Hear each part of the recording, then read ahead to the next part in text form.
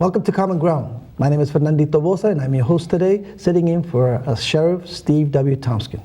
And once again, I wanted to just celebrate the Patriots Super Bowl 51, for 51 Super Bowl win. It's an amazing experience for us here in Massachusetts and definitely for Boston, so just want to put that out there and congratulate. My guest today is Walter Solorzano, and he is a food safety consultant. Welcome, Walter. Thank you so much. Thank you for the invitation. Appreciate You're very it. welcome. Thank you for being here.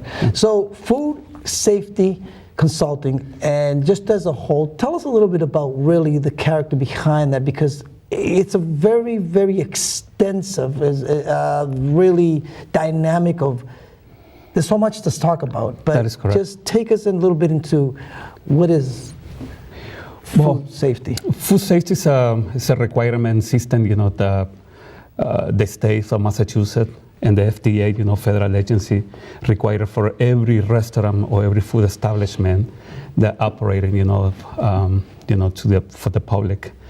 What it means, food safety, there has to be some standards and some, procedures inside of every single kitchen. One of the things that I teach everybody, if they want to open their restaurant, they need to educating everybody involved, with the kitchen. Everybody, really handle the food. That means, that from the purchase order to the receiving the products, storage the food, the preparation of the food, cooling, reheating, and then serving the food to the guests. It's a lot of, steps, that we have to look at, for the food safety. And that involves, the temperature of the proteins. That involves, the personal hygiene from the person handling the food. That involves, the vendors approved for the federal agencies. So all those programs, it's extensive program, it's a requirement that every single owner restaurant must have in their facility. Wow, it's amazing. I actually want to ask you a question, and we'll continue. But I wanted to ask you a question just from a house, sort of, taking this into a house. You mentioned about the preparation before and after. But my question is curious too, is when you have, let's say, leftovers, you cook today and you have leftovers for tomorrow, how long should that food last as good? I mean, one can think, oh, next week I'll have it next week. But really, how long does a food really last good to say that would be suitable that won't do you no harm, if any? And this is home. I know your restaurants are another different, but much bigger kitchens and then that. It's a good question. I mean, it all depends on the proteins. If you have a leftover chicken noodles, so you have a leftover fried rice, with pork, you have a leftover. With all different proteins have a different, procedures, to be reheated and have a different shelf life. Some of the food, can be taken home up to 3 days. Okay. Some of the other food, just vegetable. There is no protein, up to 7 days. Okay. The way that has to be reheating, there's two procedures, through the stove and through the microwave. Okay. But everybody must have in every home a thermometer. The thermometer, indicating, the temperature, the minimum temperature to reheating food and be eatable, it has 165 degrees Fahrenheit. So means, that we put in the food into the microwave, we take it after 2 minutes, we stir the food, we put it back again, we take it again, take the temperature, 165 reach, you're ready to eat it. Wow, you see, it's not even like that sometimes. It's like it's heated, it's hot enough, and I eat it. Yep. And that's not good for you? It's not, because usually when the food is not correctly, heated, you really wake up bacteria into the food. And that's why probably, some people, eating, cold pizza, they eating, cold rice. And those are really dangerous, steps, the food, that we ingest in our body. Bacteria, they grow, fast, salmonella, staphylococcus, all those things, really we have to keep an eye, in the way that we ingest our food. Well, let me ask the same question, but a little bit more on the freezing part of it. Okay. How long, if you bring it, let's say you shop, you get chicken, you get steak, just to name a few, or vegetables, and you store it in the freezer, For how long could I store that? I mean, can I hold that for months and months and months and months before I decide one day to use it? I mean, it's frozen. You might. Shelf life, for frozen food, should be, 30 days. Okay. Cannot be more than that. It's funny, because people say, but it's frozen, Right, that, it's frozen. True, but the proteins, from the meat, that is completely, frozen, Right. it's better, when you really, taking, those meat, out of the freezer, less than 30 days, and then, ready, to be, cooked. Now, there's a step, when you taking the food, from the freezer, you don't put it on the counter overnight. You put it on the fridge, probably 2 days before, you're gonna start, cooking, for your whole family. Oh, wow. So take it out of the freezer, put it in the fridge. In the fridge. 2 days before you cook it, and then that. Oh, okay. That is correct. That's really good stuff. And then obviously the sanitation part of it, the cleanness of the kitchen. I don't know. You might just take a rag and just wipe down the counter and then start cooking. No. No. No. I'm doing this in a sense, and we'll go back to the restaurants in the larger scale. I mean, very professional. Everyone goes to training, I'm sure, and learn, which is what you're teaching and educating us today. But I'm just trying to also make a connection here for our viewers that might be doing this at home that, don't have a restaurant, not going, maybe they're going to restaurants, but just to kind of like have a knowledge of like things that we do at home that we might not be aware that we're doing. That is correct. That is correct. And I think the biggest threat, in every kitchen household, is the kitchen towels. Nobody can understand, really, what's the kitchen towels, is the purpose. The purpose is, when you cook something, you using the kitchen towel to hold hot pots and pans. You don't use them to clean the counter. You don't use them to clean, the cutting board. You don't use them, to clean the knife because you're gonna doing a new task. Why? Because, the fabric, from the kitchen towels, really absorb all types of bacteria. So now, we have, like a cross-contamination, versus, with the cross-contact. So all those things, the towel is a transportation, way to bring the bacteria from one place to another one. So that's what I'm not agreeing, with the kitchen towels, and the kitchen, What's the best way? It would be the paper towels. Oh, okay.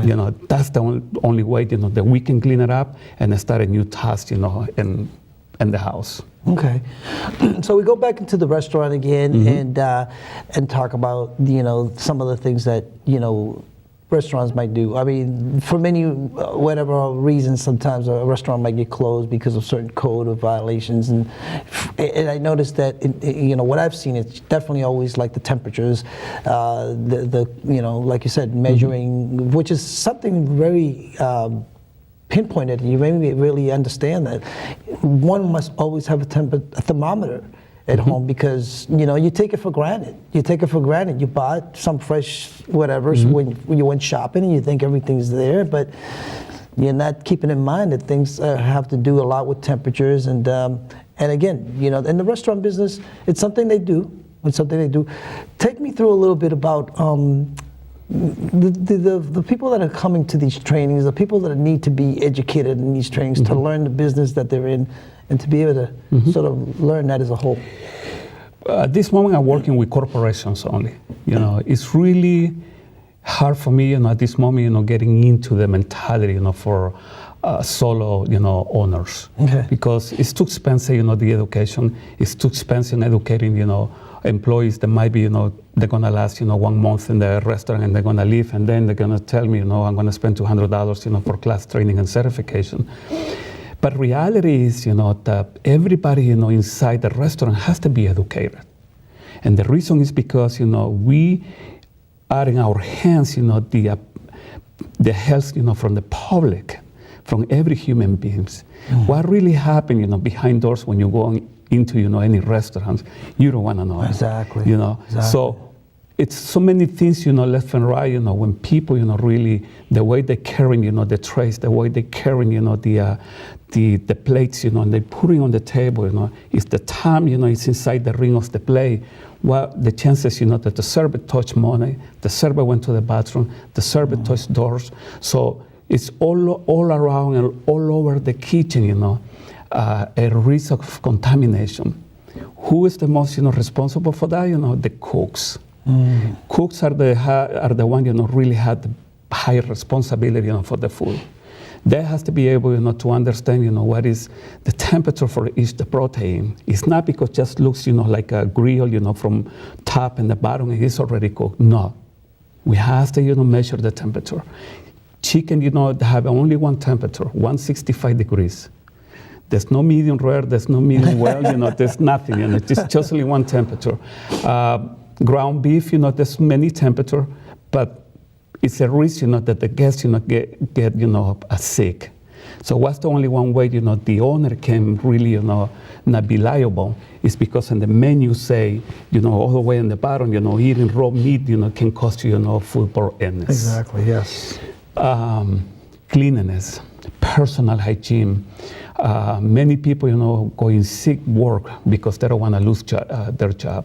What happens, when they cook, they sweat, they touch their face, they touch, their hands, they scratch themselves. They wipe it, So one of the biggest bacteria, that threat our food, is the Staphylococcus. It is in our face, and it's in our nose, and it's in our saliva. And there's so many things, that we take it for granted, the food safety, flows the food. So, yes. If somebody, is gonna say, I'm a cook, and they just take them from the street, we have to be able to look at, the level of education. Culture is a threat, to the food safety, because for some culture, it's clean, one thing, for us it's not. But that's a culture, past practices, bad habits. The way they have to be clean, all the equipment, if you finish, cutting, fish, put away, those equipment.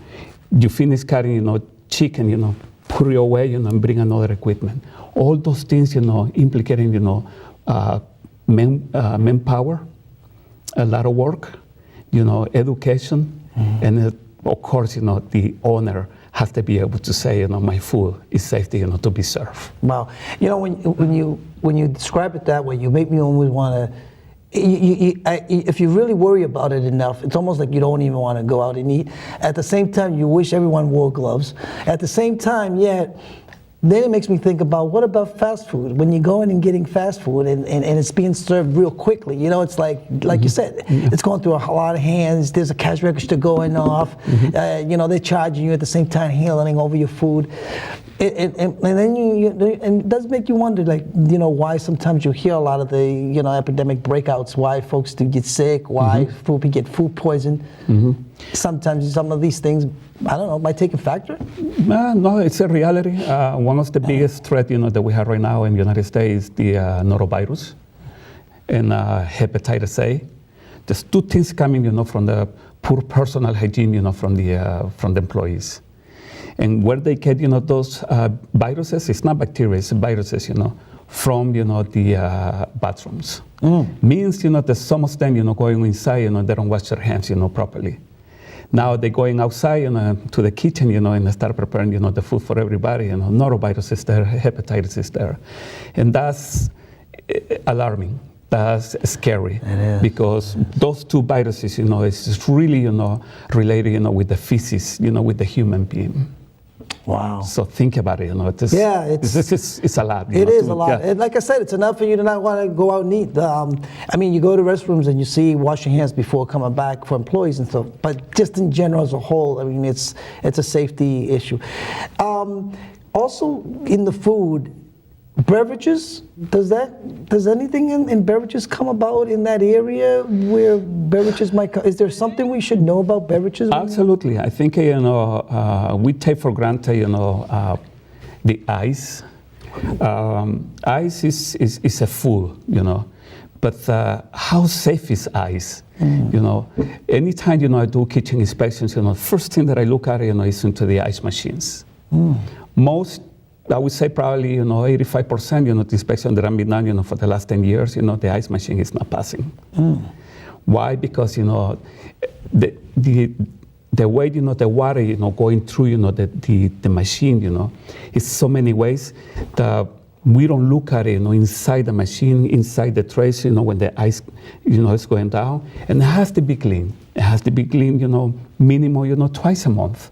So that way, we have a clean water, we have a clean ice, put it on the beverage, and nothing's going to happen. Same thing, with the soda machines. Soda machines, has to be cleaned, daily. Soda machine has to be deep cleaning, weekly.